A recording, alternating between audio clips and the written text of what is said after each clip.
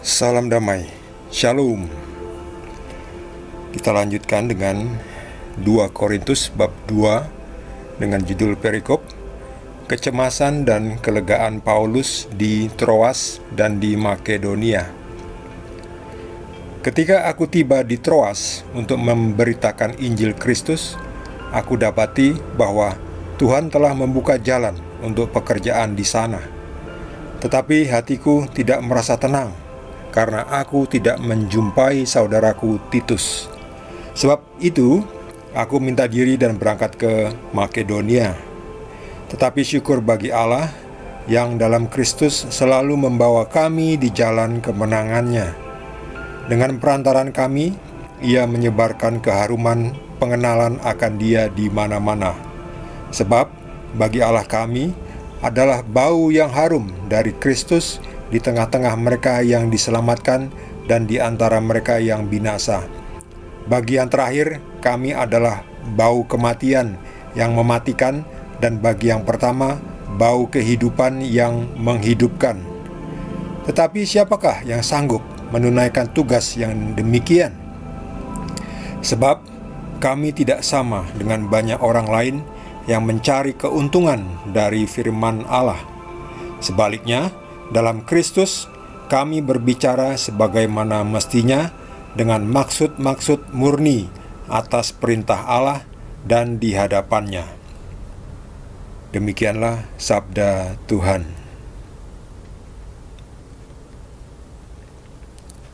Paulus memberitakan Injil di Troas. Di manakah Troas? Kita lihat peta Perjanjian Baru. Di sini ini sekarang wilayah Turki. Di sini wilayah Israel, Yerusalem. Di sini adalah Yunani.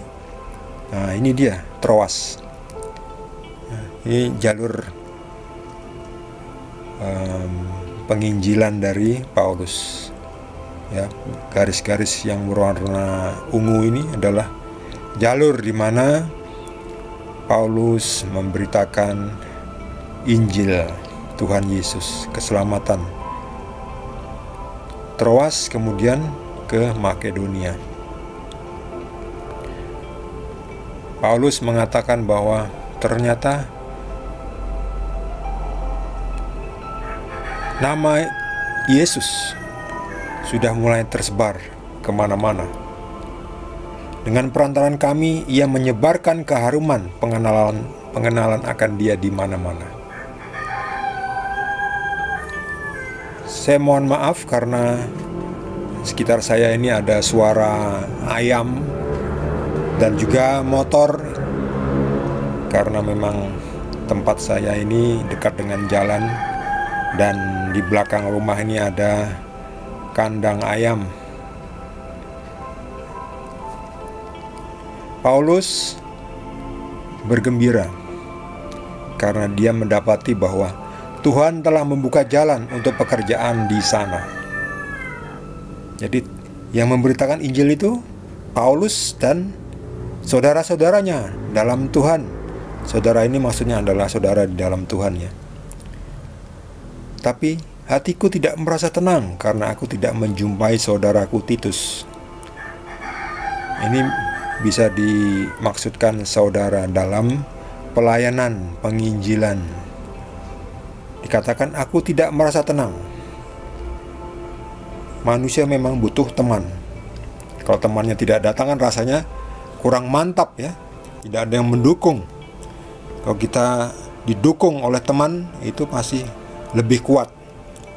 Baik secara secara fisik,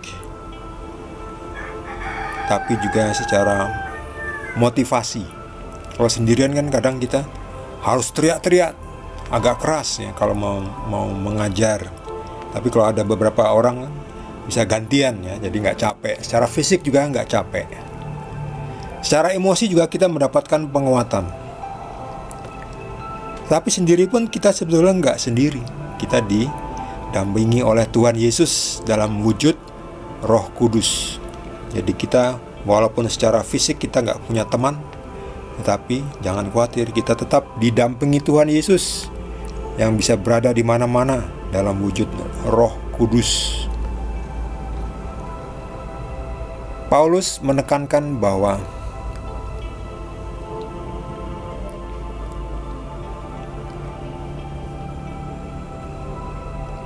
adalah bau yang harum dari Kristus di tengah-tengah mereka yang diselamatkan.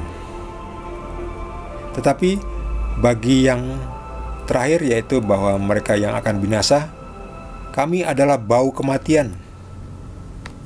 Ya, karena orang-orang yang akan binasa ini, mereka tidak mau menerima Yesus, menolak Yesus, menolak mentah-mentah. Bahkan Paulus atau Petrus waktu itu bersama Yesus dikatakan, bila engkau ditolak di suatu tempat, pergilah dari tempat itu dan kebaskanlah juga debu di kakimu sebagai peringatan bagi mereka. Wah, itu mengerikan. Nanti di hari penghakiman mereka akan binasa. Binasa adalah sebuah bau kematian. Jadi bagi orang-orang yang akan binasa, Paulus adalah bau kematian. Tetapi Paulus adalah bau kehidupan bagi mereka yang akan diselamatkan, karena mereka mendengar Tuhan, mendengar sabda Tuhan, menerima Tuhan yang sudah datang dalam wujud manusia, dalam wujud Tuhan Yesus. Sebab kalau menolak Tuhan Yesus artinya yang menolak Tuhan itu sendiri, karena Yesus adalah Tuhan. Paulus juga menekankan ada beberapa atau ada banyak penginjil-penginjil, tetapi mereka menginjili dengan tujuan mencari keuntungan dari firman Tuhan. Istilahnya menjual Injil untuk mendapatkan keuntungan, penghasilan. Ya memang kita semua butuh penghasilan, gak apa-apa. Kita kerja, kita menginjili, kita dibayar, gak apa-apa. Tapi bukan tujuannya untuk mendapatkan bayaran. Kita tujuannya menyebarkan berita tentang keselamatan Tuhan Yesus di dalam Injil. Setiap orang patut mendapat upahnya. Tentu orang yang kerja dapat upah ya. Kan kita butuh makan, butuh pakaian, butuh tempat tinggal, butuh transport, butuh membayar koneksi internet, paket internet, butuh mengupgrade laptop, HP, peralatan, gadget. Semua itu dibutuhkan dan semua itu perlu uang. Jadi gak apa-apa. Romo-romo, pastor-pastor juga mereka, meskipun mereka mungkin tidak menerima duit secara komersial, mereka tetap dicukupi keperluannya, pakaiannya, tempat tinggal, ya semuanya gratis ya kalau romo itu ya. Tapi mereka tidak secara eksklusif menguasai harta itu ya. Dari kolekte itu kan dikumpulkan untuk pelayanan gereja ya, bukan untuk jalan-jalan bersenang-senang, bukan itu ya, tujuannya bukan itu. Tetapi tetap semua orang penginjil pun butuh duniawi, butuh makan, butuh ya itulah, sudah tahu. Tetapi ada orang yang, bahkan banyak orang lain yang mencari keuntungan dari firman Tuhan. Saya mengutip penjelasan dari Alkitab.Sabda. Paulus menggambarkan para pengkhotbah yang melunakkan tuntutan Injil demi memperoleh uang, penghormatan, dan keberhasilan. Mereka itu berbakat dan pandai meyakinkan. Namun, secara diam-diam mereka itu tidak jujur. Mereka tamak akan uang dan kemasyhuran. Di Amerika, bahkan di Indonesia juga mungkin ya. Saya melihat ada beberapa pendeta yang bahkan hidupnya mewah, punya jet pribadi bahkan. Itu mereka yang dinamakan penginjilan kemakmuran. the gospel of prosperity. Ya, prosperity gospel, Injil kemakmuran. Jadi yang diberitakan, jika Anda memikul salib, jika Anda melakukan ini, jika Anda memberi uang, memberi kolekte sebanyak-banyaknya, maka Tuhan akan memberkati kalian dengan berlimpah-limpahnya. Yang kalian berikan akan dilipat gandakan oleh Tuhan. Jadi tujuannya nanti memberi kolekte supaya dapat duit berlipat-lipat. Saya dulu pernah itu ya di Amerika sana itu ya. Ya itulah, banyak beberapa penginjil memang, bahkan saya dikirimi itu uang kertas ya, tapi bukan uang beneran, uangan gitu. Ada nilainya gitu ya, berapa dolar. Nah, taruhlah uang kertas ini di bawah bantal Anda, bawah tempat tidur ya, di bantal. Nanti Anda akan mendapatkan berkat berlimpah. Tetapi ya, saya harus mengirim uang kepada orang itu ya, kepada kelompok itu. Yang mengirimi saya itu uang kertas tulisan ya, bukan uang beneran, uangan. Jadi mereka menjual, ini dia, mereka menjual firman Tuhan, mencari keuntungan dari firman Tuhan. Itu yang dinamakan juga Injil kemakmuran ya. Mereka menjual Injil untuk mendapatkan keuntungan ya. Ya maksud mereka nggak murni ya. Bahkan mereka ini ya, dikatakan mereka itu melunakkan tuntutan Injil demi memperoleh uang, penghormatan dan keberhasilan ya. Kalau Injil menuntut manusia untuk hidup suci, nggak apa-apa, cerai nggak apa-apa, yang penting kamu bahagia ya. Yang penting kamu tetap memberi saya kolekte ya, donasinya jangan kendor. Lalu dikatakan, ya pastor, tapi saya ini mau ganti istri. Ya nggak apa-apa ya.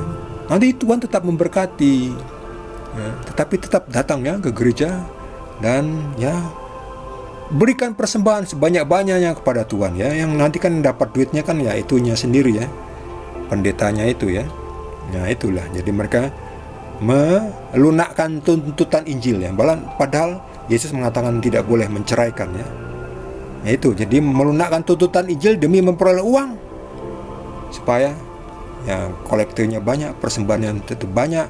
Dengan demikian pastornya kaya raya, pendetanya kaya raya, bisa ganti mobil, bisa keliling-keliling dunia bertamasya ke tanah suci, ke Yerusalem ya. Ya itu, menikmati ya dunia. Lalu balik lagi, teruslah mempersembahkan kepada Tuhan. Anda akan diberkati berlimpah-limpah ya. Maksudnya ya supaya dia dapat persembahan yang banyak gitu ya. Ya, dari satu sisi kita memang memberikan persembahan, di sisi lain maksud kita jangan melenceng ya, dengan jangan tidak jujur ya. Ya, tujuannya untuk mendapatkan keuntungan, kekayaan, duit, kemasyhuran juga. Ya kita memang harus jujur ya. Ya kalau ada persembahan mendapat yang cukup banyak, ya beri kepada orang lain yang nggak mendapatkan uang. Beri kepada ministry atau pelayanan lain yang sedikit mendapatkan persembahan. Itu mereka-mereka yang di pelosok-pelosok itu kan, mereka bahkan bangun gereja aja susah loh. Itu ada di sana dulu di Tanimbar itu, mau bangun gereja itu gotong royong ya. Sudah 8 tahun lebih nggak selesai-selesai. Jadi tiap bulan tuh udah ditariki uang dari tiap kakak, nggak selesai-selesai ya, sampai 8 tahun. Bahkan gerejanya pernah ada yang baru selesai itu di atas 10 tahun baru selesai ya. Itu pun setelah ada donatur ya. Nah itu kalau para ministry yang kebanyakan uang, mungkin Anda tinggal di daerah yang kaya raya ya, berbagilah dengan ministry atau pelayanan penginjilan di daerah pelosok-pelosok yang sedikit persembahannya, kolektenya. Supaya apa? Supaya ini tadi ya, harus jujur lah ya. Jangan tamak akan uang. dan kemasyhuran. Jadi Paulus mengatakan, sebaliknya di dalam Kristus kami berbicara sebagaimana mestinya dengan maksud-maksud murni atas perintah Tuhan dan di hadapannya ya. Jadi Paulus ini kan nggak mencari keuntungan ya. Kalau mungkin ada yang mempersembahkan uang kepada Paulus, ya Paulus juga memberikan uang itu kepada pelayanan lain yang membutuhkan ya. Paulus mungkin sudah punya baju yang cukup, sudah punya meja, alat tulis, lilin. Ada kelebihan uangnya diberikan kepada pelayanan lain lagi yang mungkin kolektifnya sedikit ya, nggak cukup bahkan untuk membayar listrik ya, kan butuh bayar listrik. Ya gereja itu kan butuh bayar listrik. Lalu kalau ada langganan PDAM ya bayar air, bayar telepon, ya semua itu perlu dibayar memang. Itu nggak salah. Yang salah itu menimbun mencari keuntungan yang untuk kemasyhuran ya, kenikmatan, penghormatan pribadi ya. Jadi mereka nggak jujur ya. Mereka itu yang dikatakan mencari keuntungan dari firman Tuhan.